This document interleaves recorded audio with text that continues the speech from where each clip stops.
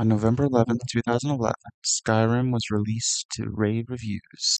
In Skyrim, you control the Dragonborn, a destined hero exploring and fighting your way across the Viking-inspired land of, well, Skyrim. One of the aspects that was praised was the world of Skyrim itself.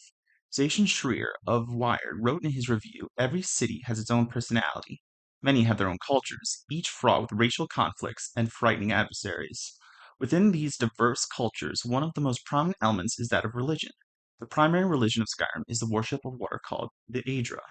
This worship takes place in a variety of locations, from the large Temple of the Eight in Skyrim's capital city of Solitude, to more local temples such as the Temple of Kinrath in Whiterun, to simple shrines of Talos out in the wilderness. This religion is pivotal to the civil war occurring in Skyrim, as one of the reasons the local people, the Nords, are in rebellion is that the worship of Talos, formerly considered a major Aedra, was banned.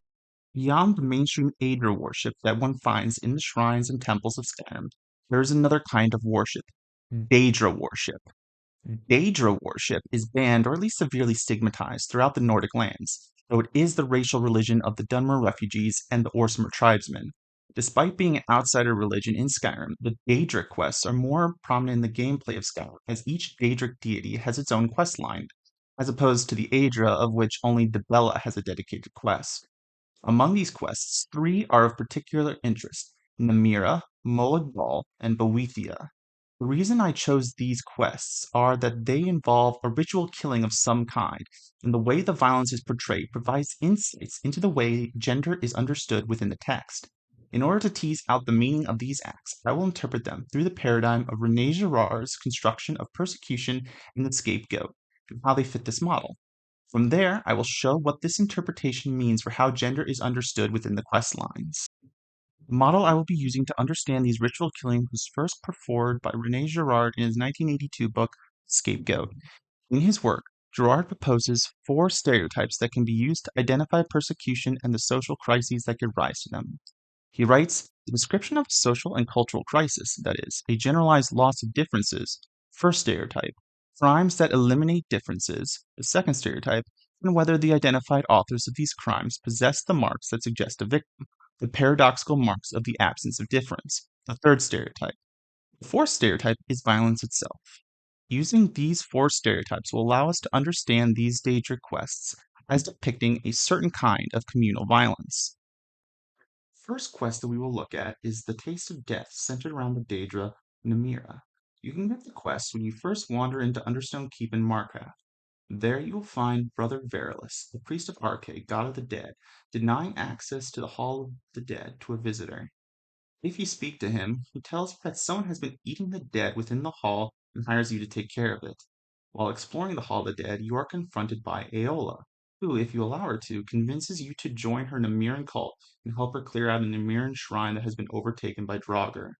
After doing so, she proposes you get the fresh kill for the feast to welcome you into the coven, Brother Verilus. When you bring him to the coven, Namira enthralls him and you are able to kill and then consume Verilus. The act of killing Brother Verilus easily fits within the stereotypes that Girard presents in The Scapegoat. First, the community fits the stereotype of being in crisis due to a breakdown of difference. The Namirans are being persecuted and forced into secrecy, preventing them from openly differentiating themselves from the rest of Markath.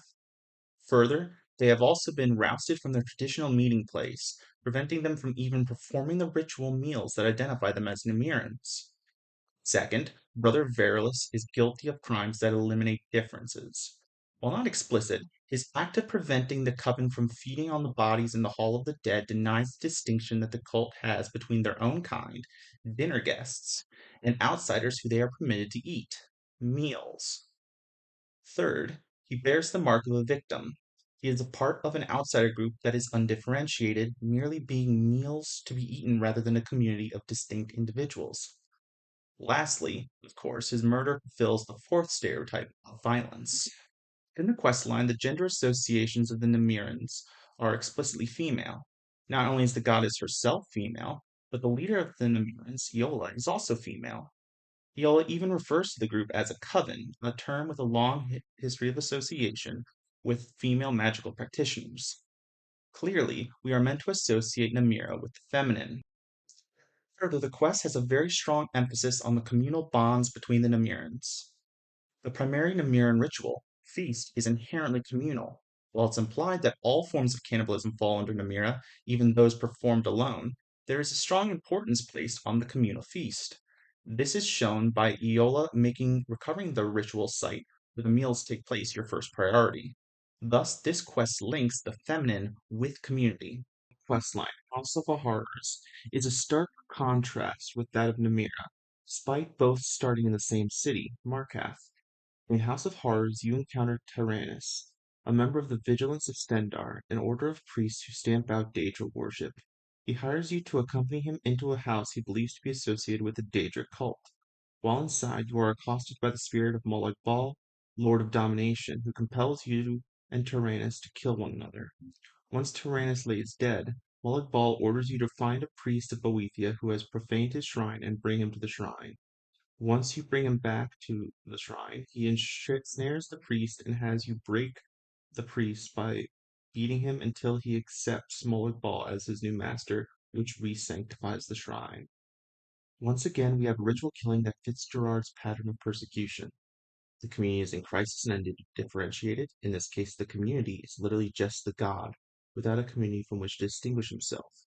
We have an accusation of crimes that destroy difference, the ritual profaning of the shrine, removing the sacrality that separates it from the mundane. The sacrifice bears the mark of the victim, being a member of the undifferentiated other that exists outside the domination of Molag Bal. And as before, violence is used to set things back in order. As opposed to the female-coded Namira, Molag Bal is explicitly masculine. This is emphasized throughout his questline, as every single NPC involved in the quest is male. Further, he is associated with patriarchal structures, as we see in the Dawnguard questline. In that quest, we meet Serana, a woman who was compelled by her domineering father to take part in ritual degradation by Molag Bal. Similarly, in contrast to Namira, Molag Bal has a diametrically opposed relationship with the community. Whereas the Namiran ritual meal fosters community, Molag Bal destroys communities. First, he breaks the Boethian community by making the priest renounce his faith, alienating him from his faith. Second, even once the priest has been made a servant of Molag Bal and therefore the seed of a new community that worships Molag Bal, the Daedra doesn't even allow that to exist. Instead, once the priest is broken, he simply kills him, leaving the Dragonborn, the player, alone. Thus, the male god of Molag Bal is placed in opposition to community, while the female Namira is linked with the community. Finally, we have the Boethia questline, Boethia's Calling. This quest starts when you are attacked by a Boethia cultist. On the body, you find a book which leads you to a shrine of Boethia, where his faithful have gathered. Her priest asks you to prove your faith to Boethia by earning someone's trust and then sacrificing them at his altar. When you do, Boethia possesses the body of your sacrifice, and she orders all the cultists, including you, to kill each other until only one remains. Once you take a nice refreshing bath in the blood of his faithful, Boethia orders you to kill her former chosen. Once again, we have a community in crisis, with the worshippers exiled to the mountains. There they live without difference among themselves, sleeping in tents and endlessly fighting among each other in vain attempts to re-establish a hierarchy. The second stereotype is more interesting, as it would not appear that the sacrifice, who is a random person of the player's choice, has committed a crime that eliminates difference. But they have, specifically by being someone who trusts. Trust is anathema to Boethians, since they worship a god described as the Prince of Plots. By trusting, the individual shows a lack of concern for being betrayed and negates the Boethians as a threat by implication. By negating them as a threat, they are negating the Boethians' very existential self-concept and eliminating their difference from non-Boethians. Again, the sacrifice bears the mark of a victim, being an undifferentiated other, specifically those who trust. And again, violence is a part of the ritual killing. Boethia complicates our understanding of gender within the Daedric quest because Boethia is both genders simultaneously. Boethia is he who destroys and she who erases. Equally complex is Boethia's relationship with community, as he simultaneously affirms and negates community. When you encounter the cultists initially, they are existing in a violent but seemingly stable community. However, as soon as Boethia needs a new champion, the community kills itself to provide one. This makes sense when considered in relationship to Boethia's divine spear, betrayal. Betrayal, while it is a negation of a bond, is inherently dependent on the existence of bonds. A world of pure male-coded egoism like that portrayed by Moloch Ball would be a world where Boethia cannot exist. On the other hand, the breaking of bonds is equally necessary, thus alienating Boethia from the feminine communal life of Namira. As a result, Boethia exists in a state of betweenness, both in terms of gender and in terms of community. Taken together, we can understand that the rituals portrayed in Skyrim fit Girard's stereotypes of persecution. By understanding these rituals as persecution, we learn something about how the victims negate the groups that kill them. This in turn gives us insight into how these groups understand themselves through the linked concepts of gender and community. As a result, we see that Skyrim understands gender and community as integrated concepts with femininity linked with communal life, masculinity as synonymous with egotism and isolation.